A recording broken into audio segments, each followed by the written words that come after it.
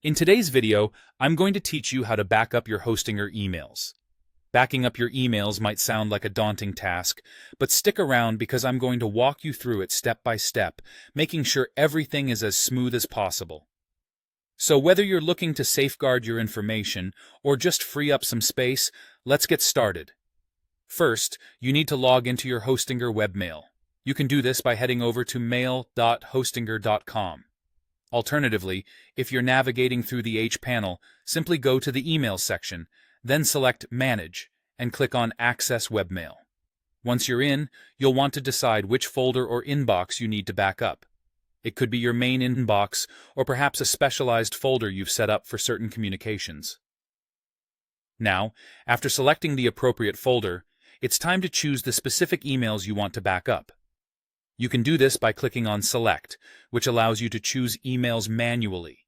If you're planning to back up everything, make sure to check all the emails you wish to include.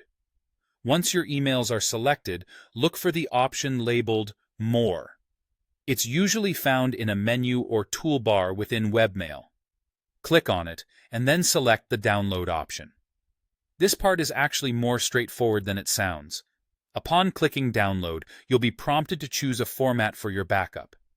You've got 3 options here, and understanding each will help you make the best choice for your needs. If you choose EML, you're going for a format that exports one email at a time. This is particularly handy if you're dealing with individual messages or smaller quantities. However, if you're facing a larger task and need to export in bulk, you'll want to consider either the Mbox or Maildir formats. These allow for the bulk export of your emails, and importantly, they come bundled as a zip archive, perfect for organized storage.